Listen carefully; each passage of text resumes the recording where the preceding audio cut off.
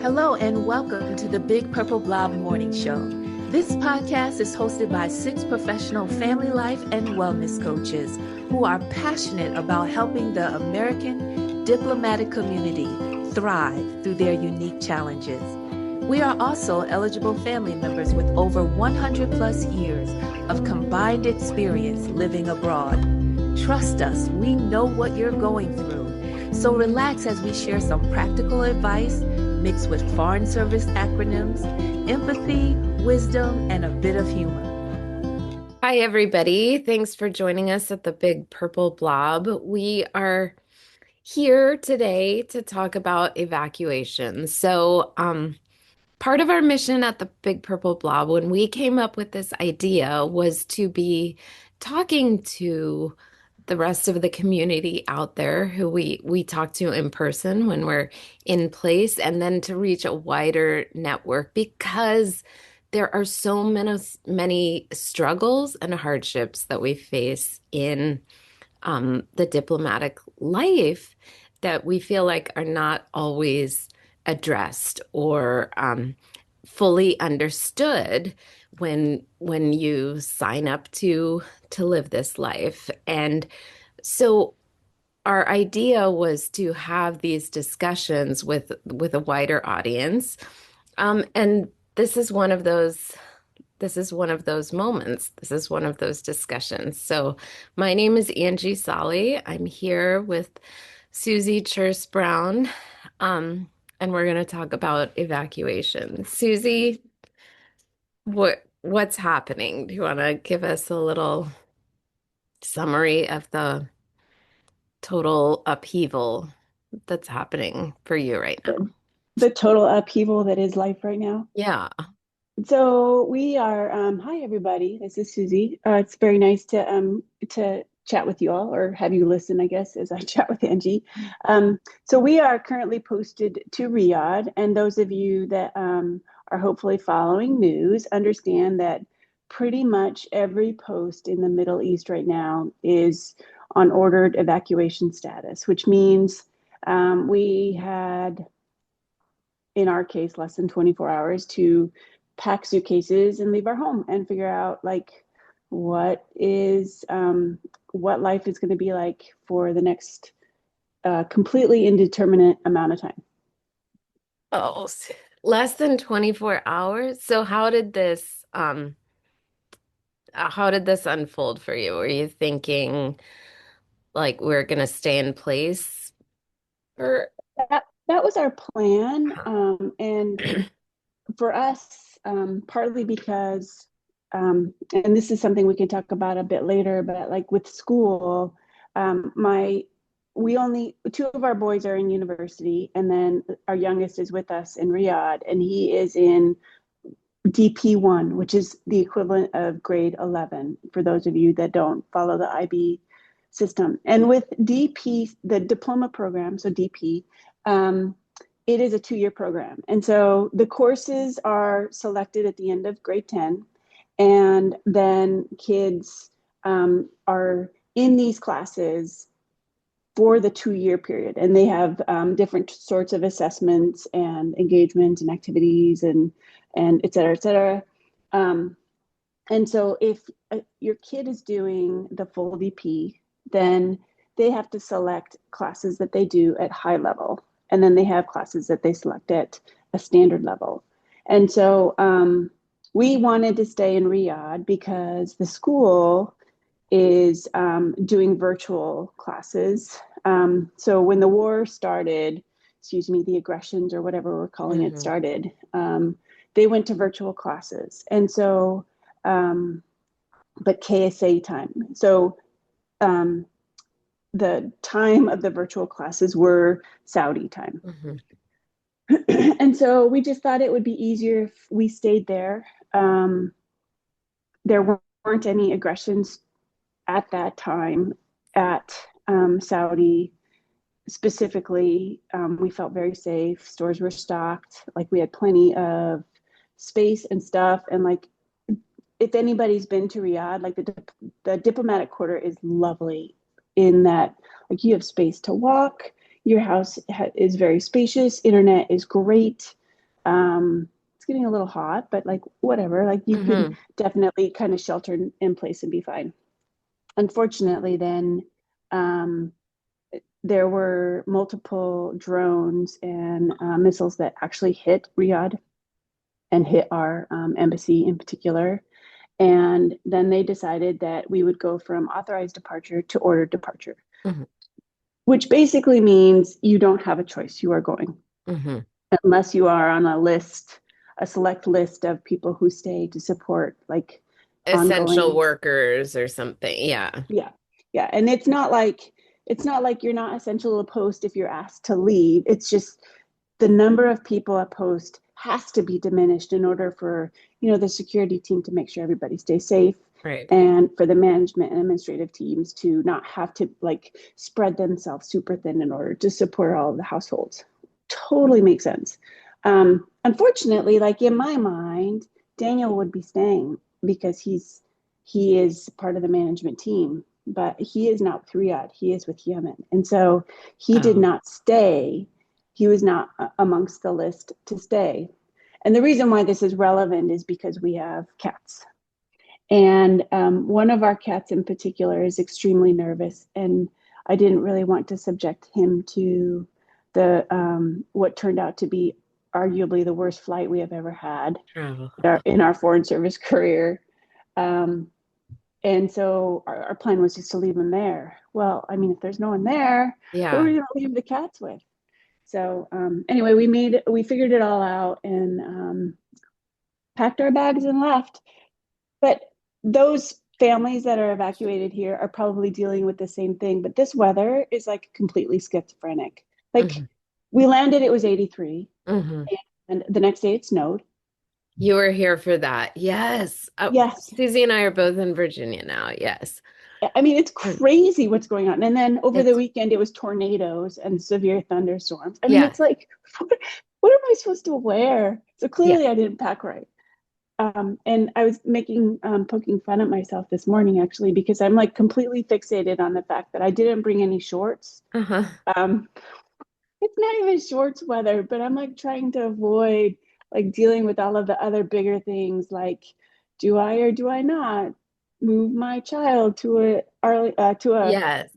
Virginia school? Like it's all of these things. And I'm like, no, I'm gonna think about shorts. Yes. Like, Which makes so much sense, right? That's what you're like, what can I control in this completely out of control situation? I do that myself sometimes when there's big looming important things happening in our life and I'm like, I'll just make a bed.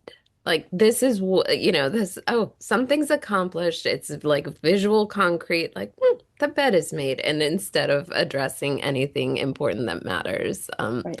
I just pick something small. So I totally understand the fixation on shorts and the weather is actually really some of the most insane weather experiences we're having. Susie, I'm so sorry you're going through that and 24 hours notice and like you said, going through the authorized departure stage where that's it's optional and then you feel like you made a decision like okay we'll stay in the time zone, there are reasons that make sense to us and for our pets, and then to not be able to make that decision for yourself either is so challenging. I'm glad you're safe, your family's there, so your cats, you're all here now together. No, the cats are still in Riyadh. They didn't Yeah. get on the flight. Oh. No, I mean, that poor vet, like I was picking his brain for like almost 2 hours. Like, Mhm. should we not, going through the cat's medical background. And it just seemed like it would be really stressful. And to say, okay, so we're super grateful that we were evacuated out on this Yeah. flight. We were joking that the flight was the Noah's Ark flight because there were more than 70 pets on our flight. Wow. And I felt like 50% of the airplane was less than 5 years old. Like it was just a crazy flight. Um, our seats did not recline. Uh-huh. So we were on, so first you get on buses, you go out to the airport. And then, because, Americans never do anything small, like there's 6 buses and Yeah. we're like escorted by no less than 10 police. Like Yeah. it was like one of those like super memorable things. And then we sit on the buses for a while. We have to check in. And we sit on the airplanes for a while because there's some airspace issues. And then the pilots have gone the wrong way because so we have a timing issue, and the the crew on the airplane are going to time out in the middle of the flight back. Anyway, so we run out of, we're starting to run low. We finally take off and we're running low on fuel. So they have to land at a different airstrip Oh, that is apparently able to accept our plane landing. But then when they fueled up, the plane was too heavy to take back off. And so we, instead of just the 2 hours in where we had landed to refuel, now it's like almost 3.5, 4 hours. So it's like, adding all of this mm-hmm. time. And now they have less fuel, so they have to fly less with less speed Mm-hmm. to Dulles. At some point, they were saying that we're flying to BWI, not Yeah. Dulles. I mean, it was just like this. Yes. Are you kidding me? Are I you kidding me? remember. Are you Yeah. kidding me? And so it was just, I mean, it was just crazy. And we finally landed, and it was lovely to be here. And I felt very grateful because our friends let us stay with them for like a week. And so we didn't Oh, have to think about like landing immediately and getting oh, things set nice. up immediately. So we just moved into our place that I guess we'll stay for however long Mm-hmm. yesterday. So we've been here a week, and it was just nice to have that pause. I know some of the folks on the plane were like, I don't even know where we're going to sleep tonight Yeah. because there's thousands of families evacuated right Mm-hmm. now, like Yeah. thousands. Oh, Susie, I remember some of that chaos where it is there's no determined location where you're gonna land, right? It was like calling our family and telling them we're leaving, and they're like, "Well, what day will you be here? What are you coming to? What airport?" And we're like, "We don't know. We don't know." And even getting to the airport, I think there was some kind of like, we don't know when the plane is taking off. Possibly sometime this morning. You might be waiting for 5 hours. You might be waiting at the airport for 7 hours. We don't have, it's all very, and they don't, want people to know. This isn't like information that they want to get out because these charter flights are an evacuation. So I think part of that is for security reasons that they don't tell everyone an announcement like, hey, your flight is leaving Wednesday and we'll be landing at BWI but going through it, it just feels like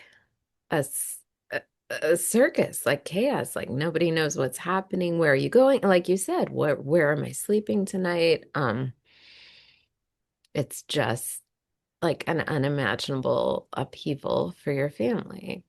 Right. And some of the flights, they went to different points in Europe, Mhm. right? So like we didn't actually know what our endpoint was. And at one point they got on and they were like, I can't even remember the name of the town that we went through, but it was just kind of like, why are we going north? I Mhm. mean, why aren't we going westward? Because that's where we're supposed to be going. I mean, all of these questions and whatever, like we're on an airplane. We don't have a choice. Wherever they land, they land. So we were kind of like tentatively planning on like, okay, well, I guess we'll have a vacation in Europe. We don't really know where, Mhm. but Oh, it's so funny. And we were joking too that like it always feels like it's the first time this has happened to anybody ever. yeah. No, it's not. But it's just kind of like, anyway, like I guess too, like what's super shocking considering the places that we have served, like we've never been evacuated before. And so this was like I was also joking saying like our bingo card is full now. Like we Mhm. can leave the foreign service because we have done all the things and we've Mhm. ticked all the boxes. But it's I mean it's all. Angie, you've been evacuated. You were evacuated out of Ukraine. Yes, yeah, we left Ukraine when the invasion happened. The two kids and I left first, and then Bill left. So we have been through this. And like you said, Susie, it's one of those things when you join that it's like on your bingo card, right? And everyone sort of jokes or kind of makes a comment to say, like, and you can expect to be evacuated at least once, possibly twice. Like that is part of this life that you're signing up for. And it's a possibility. And when you're looking at posts and choosing posts too, you're thinking like, this area might be more likely or less likely and things. And then it's still so unexpected. And like you said, it's like the first time it's ever happened. There's not really a system in place, which I guess would be hard to create because every place is different. It's always a unique situation. It's always unfolding faster than we thought. It's just not something you can predict and prepare for. I don't know if you can. While we're thinking of it, do you have anything fresh in your mind that would have been helpful for you or that you would have adjusted if you could? Well, I try not to. I would have put my cat on Prozac a lot earlier so he wouldn't be so nervous. No, I don't know. That's a good question because, there's always have your go bag. And we keep all of our those sorts of things together, like all of the travel documents and everything. And I mean, that wasn't any of the stuff that we had problems with. That was easy to throw into the bag. It was Mm-hmm. more like I'm doing a master's program. So I'm like, okay, so I grabbed my textbooks and all of my stuff. Um, my kiddo grabbed his stuff for Mm-hmm. his school, but like for how long, right? Yeah. Like how do we take it for the rest of the year? Do we take it for so that was part of the question. And the other thing that we kind of fell apart on was um, at home, I use a desktop computer and all of my work is on the desktop. I had saved everything to the cloud though, so I could access it just in case, like across our family network. But Yeah. we had to buy a new computer because Mm-hmm. like it's not like I'm going to bring the desktop on the computer onto the airplane. Um, but I can't do my schoolwork on an iPad. Yeah. And so, it's these sorts of things that you don't really think about because you think, well, I'm at home and everything's fine. Mm-hmm. Well, but especially in our case, like home isn't always um, in one place. Right. Maybe the other thing that I would have done is um, we have our cat staying with our in our house Mm-hmm. with our lovely and very helpful housekeeper, but I didn't really show her all of this stuff, Mm-hmm. right? Like because it wasn't something that I assumed she would ever have to take over, and Yeah. so I'm rushing, throwing all of this information at her, and her English is quite good, but it's not like she doesn't speak English first, and Mm-hmm. so my husband kept reminding me, like, make sure she understands, make sure she understands. And, I'm just like, in my mind, I'm like going through the to-do list and the packing list and everything. And so I'm just throwing instructions at her, which isn't fair, right? Like, Mm-hmm. of course she's not going to get it all because this isn't her job to know all of this, Right. except all of a sudden it is. You know what I mean? Um, and so we also didn't have her set up like you have to fill out forms to have someone staying in your house for this long when you're Mm-hmm. away. And we're like, well, what is her last name? Yeah. It's like these Yeah. because we have to have it according to her official documents, her government issued documents, which I had a different last name in my phone because that's the one she gave me, but that's not Right. what's on her passport. So it's just, it's these little things that you don't really think about, but are, and in the end, very important. Mm-hmm. I don't know. Like, Oh, does it ever make it easier? I don't know. I mean, I don't know. I don't know either. Yeah. Who would be that prepared to have all of that in place? And then, I mean, I remember that um when we were staying in Kiev and there were there were military concerns building up along the border. It was get all of your um shots and everything up to date for the pets. That was kind of the first wave of an announcement, like let's just have everything in place just in case, because there were people who had been living there for years. There were people who had just arrived, and the going to the vet was a whole other operation. Just standing in line at the vet, that was just a whole um another issue to get through everything. And then shots that needed to be done 3 months apart. What are you supposed to do with that? It was the having the pet thing up to date was a challenge, and understanding if pets were going to be allowed on the charter flights or not. And like you said, who was going to stay and who wasn't. And if Bill was going to be able to stay, would he keep the animals? Would it be better to have us? I mean, it just, one question leads to the next, and it just sort of becomes this overwhelming cloud of unknowns in your brain. And like you said, you're trying to have a conversation with someone right in front of you and explain things, but your mind is going 99 miles an hour with all of these other things. How can anyone stay organized and through it all? Insane. Um, What did you do for your kids for schooling? I mean, that's really where we're struggling on that one. We don't really know what to do. mhm. I mean, our kids also were in the IB program, so they had the 2-year commitment. Like you said, you decide in grade 11 and you're in a 2-year program. So wherever you're at in that program, like the plan is kind of to be in place for 2 years.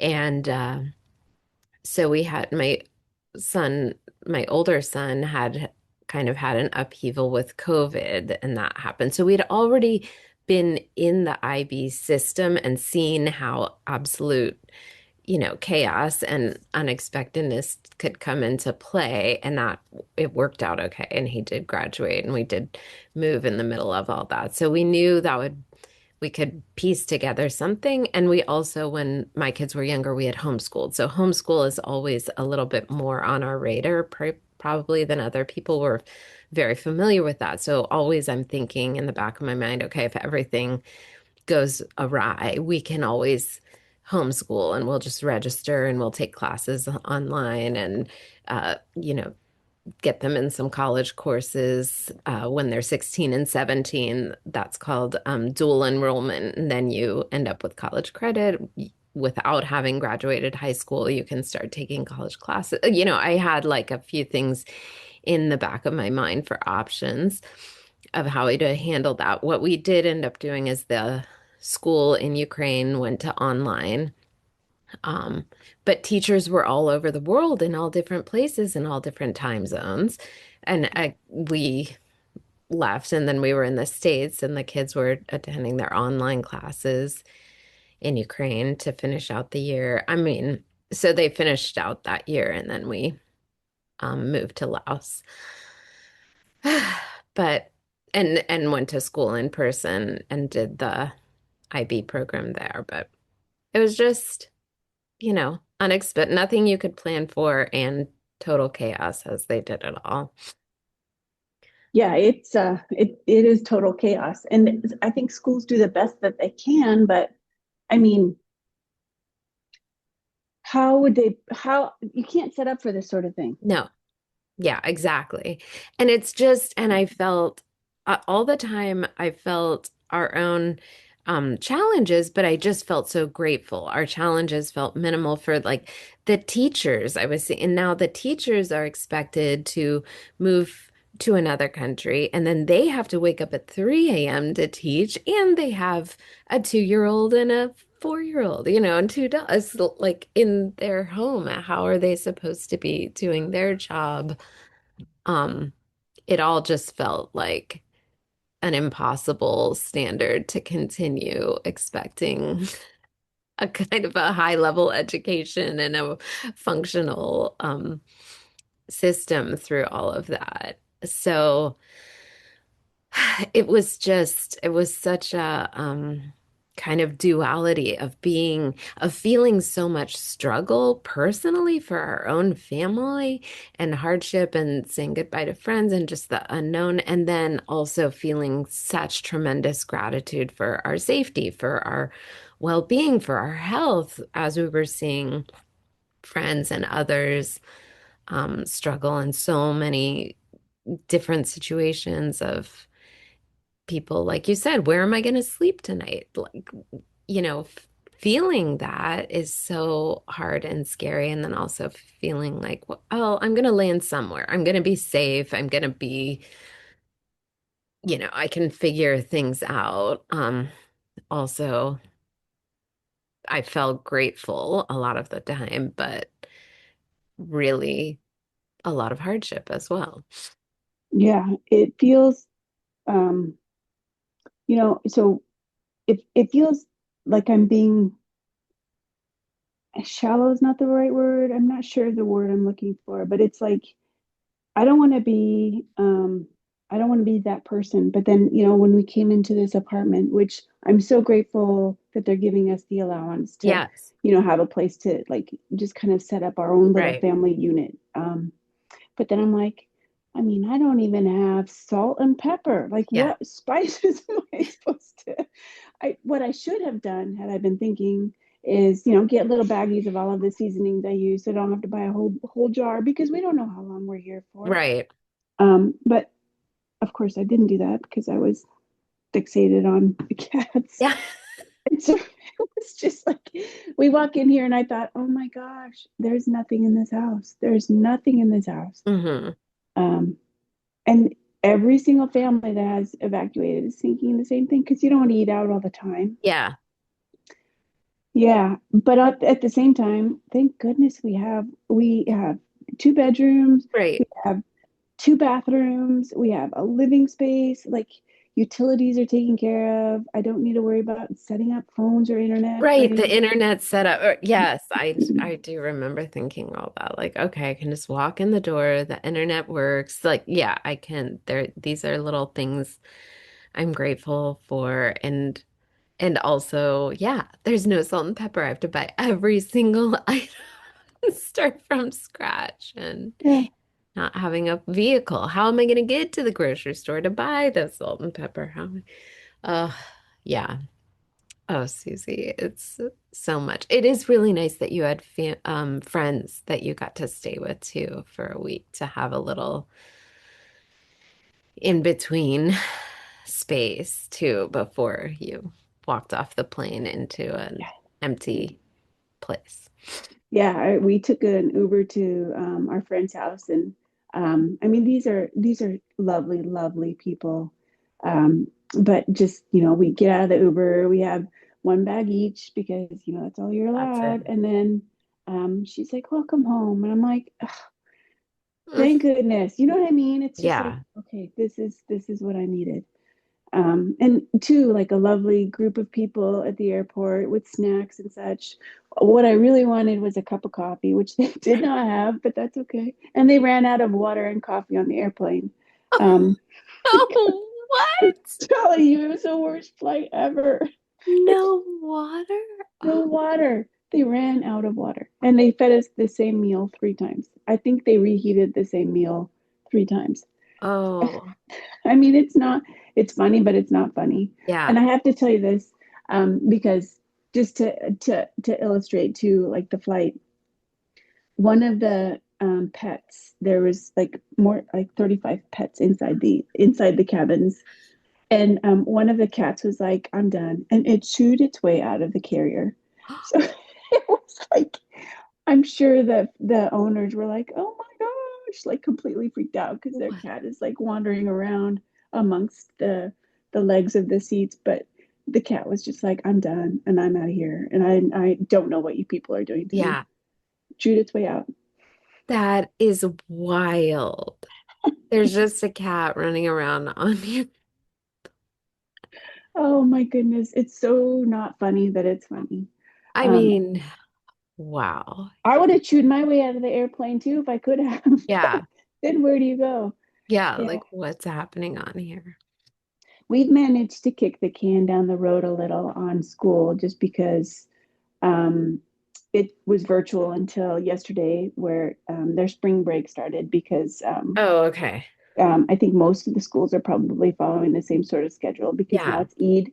And so, um, but the school's saying they're going to go back in person after spring break. So I don't think that it's going to work to continue as we are. So we'll have to figure out, we're kind of in a pause mode where if they go back in person, then I'm going to have to register them here. Hmm. And I have to say, like, I emailed every single school in Virginia, like the eastern part of Virginia that has IB, and Fairfax was lovely and responsive. And I mean, we're in Fairfax now, so it'll be easier to set up. But Yeah.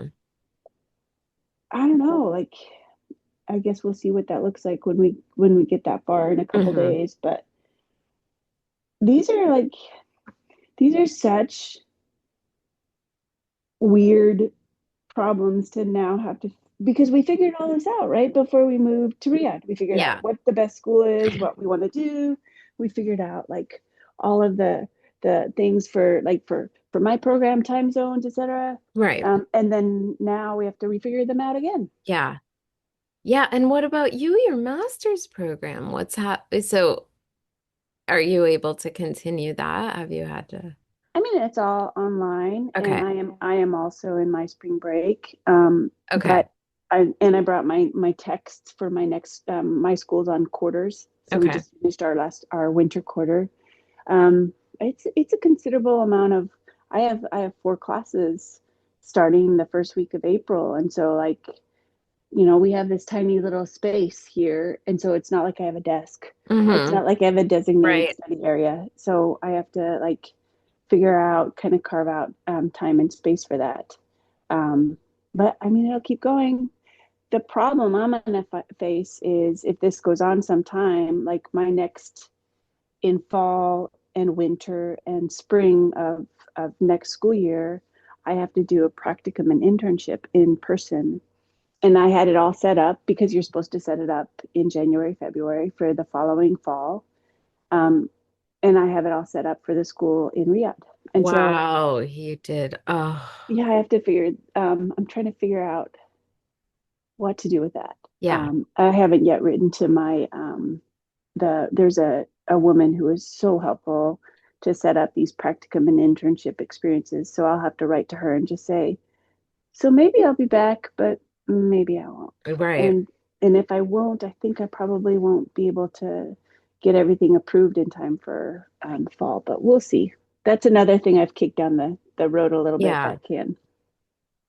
Yeah, because you just can't know. I remember that feel when we first left, when the kids and I left, it was like, I don't know, maybe we'll be back in 2 weeks.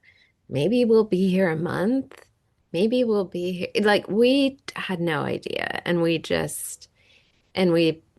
didn't predict that we were never going to go back. We were never going to be able to go back to Kyiv and walk back into our house. Everything was set up in there. And so um, it did work out that some movers showed up at our house at some point. They packed everything up and moved it all, and we got all of our belongings, all of our household effects delivered to us. Our car um, came to us. So, like these things happened and did unfold that at one point we just thought, well, everything's lost, it's gone. We don't have those items anymore. Um, we'll have to start over. So you just, I mean, I don't think there's any way to plan or be prepared or make it easy. I have a sort of a general life philosophy that is not like everything is rainbows and everything is wonderful and everything is great, which sounds lovely, but I just more kind of remind myself like life is full of ups and downs. Like that's what I think is true. And then when we face a struggle, I just think life is full of ups and downs. There will be good times and there will be hard times. And that's kind of what I ground myself in and remind myself of. Um, because I think that's easier than trying to convince myself like everything will be fine next week or everything will be great or we're gonna love it or something that might work out. Maybe it will unfold to be like, oh, this worked out really well for our family, or this, we ended up with a great option or something. But because that feels like so uncertain, it just feels more certain to be like, life is full of ups and downs. Let's see how this works out. And I don't know, that's been the only thing I could think of that has been helpful to me in times like that. Just recognizing, okay, this is a challenge and not even trying to convince myself, this is all going to be great. This is all going to be easy. This is all going to be temporary or I don't know, things like that. What about you? How are you convincing yourself that there are still good things happening? So, I mean, I generally am not, I generally try and find like, not like my mom, bless her heart, she used to be like this Pollyanna-ish, like, Uh-huh. oh, sunshine. Yeah. It used to drive me absolutely batty.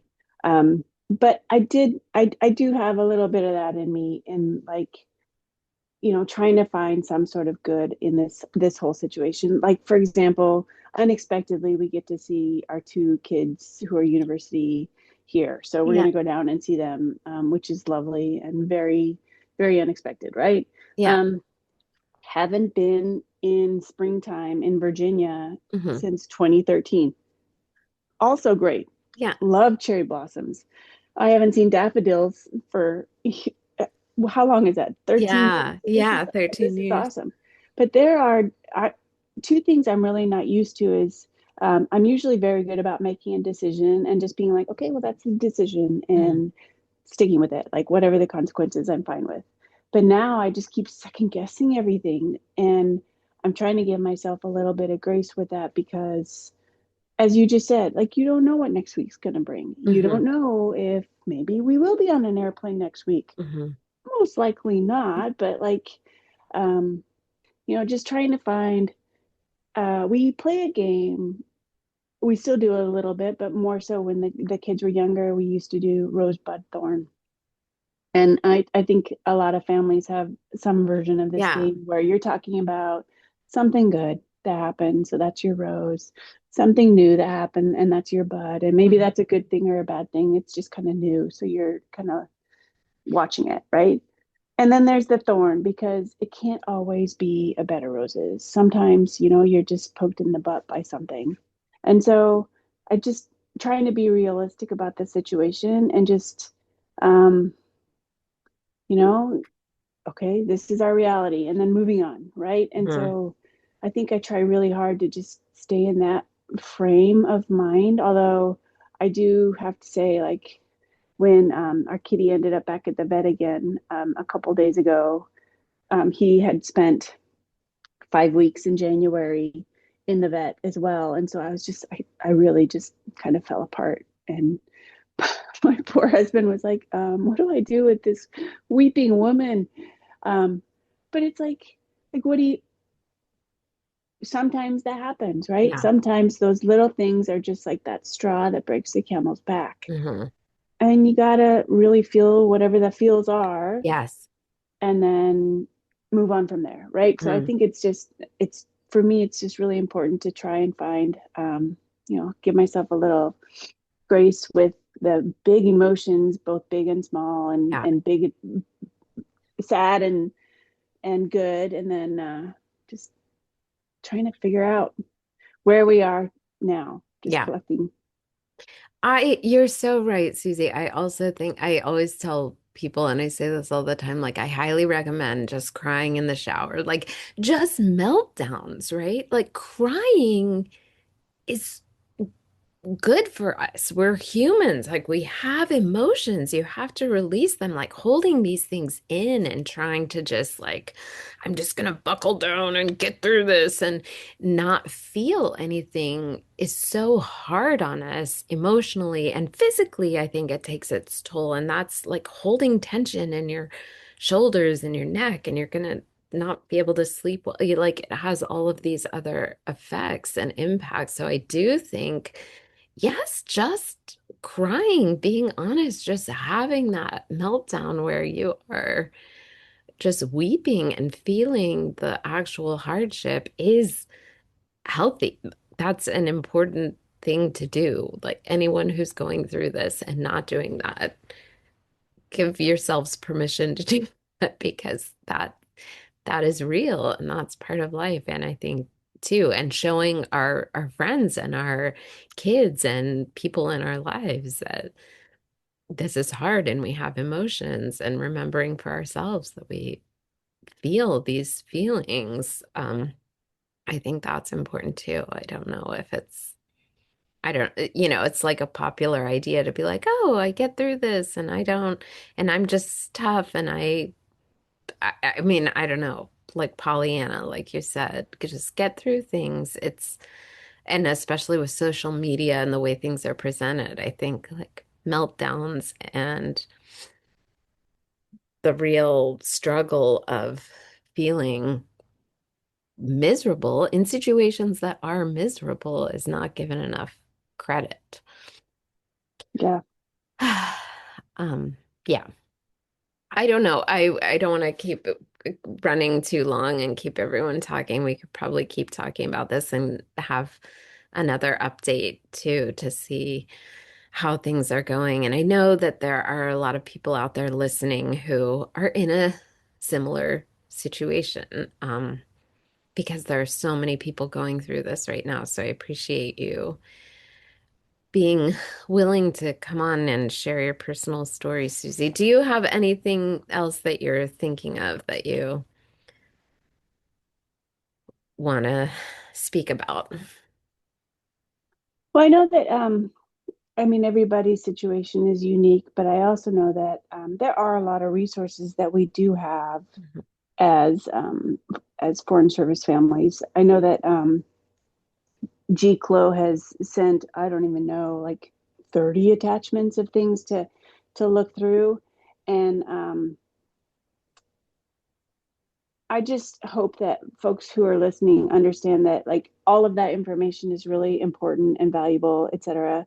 But sometimes just take a minute and just like, be in your situation and just be like, I find myself overwhelmed at looking at all of that stuff. Hmm. And I think it's okay to just hit pause on that. Like if you don't turn your vouchers in this week, I'm sure you can turn them in next week and it'll be okay. Hmm. Like don't say Susie said that, but I'm just saying like it's okay to feel a little overwhelmed with the whole thing. Um, and the other thing that we're constantly bombarded with is there's mental health support if you need help. I mean there is, and if there is talking with a counselor is useful or the RMOP is useful. Like they're all out there reaching out to their posts. But I think it's really important that, and this is something, my husband's team is quite small because his unit is like a subunit of Riyadh. Um, but like rely on your team. Like your team is sort of like your family. And sometimes a question that feels like maybe I don't want to ask the big group, um, ask your family, ask your team because they might know or they might be able to commiserate or you know what I mean? So Yeah. it's just a matter of there's no question that's a bad question. And so I think it's important to ask those sorts of things. And our situation, foreign service situation, is very different than, you know, even the most sympathetic of, Virginia neighbors or whatever country or state you're in right now. And so I think it's really important that we rely on our foreign service families as well, Yes. just because sometimes these things that we talk about or complain about, like when we complain about, having our housekeeper does Yeah. this and this, like, and then all of your neighbors, like, you have a housekeeper? What? Yeah, not very relatable. Yeah. Exactly. So, I mean, we have these sorts of unique situations, um, but they're unique to our whole foreign service family. Yeah, there's a community of us, right? Yeah. Yeah. I just think it's important to remember that. It's so true. And like you said, like the schools, I think there are so many kids at Meridian and Fairfax County. It's not unfamiliar to get a kid in class and they say, I was living overseas and, now I'm here unexpectedly. And the kids are like, oh, this happened in seventh grade too. Oh, we have, there's two other kids here who moved here 2 years ago when they evacuated, this place. And, um, I think it's widely understood now, maybe more so than it was 15 or 20 years ago, that there is this kind of lifestyle that people live and there's some kids around that know what that feels like, and it's not completely unfamiliar that no one's ever heard this or no one's ever done this before and moved in the middle of the school year. There's more understanding and support for that. Um, I'm sure in some areas more than others. I don't know how it would work if you moved to, I don't know, Arkansas and was started to go, but because this is the zone for it, I think Fairfax County understands that somewhat. Hmm. Um, Yeah. Susie, thank you for talking. Thanks for sharing your story, and thanks to you and your husband for doing the work, and yeah, and your kids for going through all of this too. I'm sure they were worried having you there and not knowing what's going on, and then to have you close by and you guys can have lunch together and visit the kids at school and see their dorms and living situations.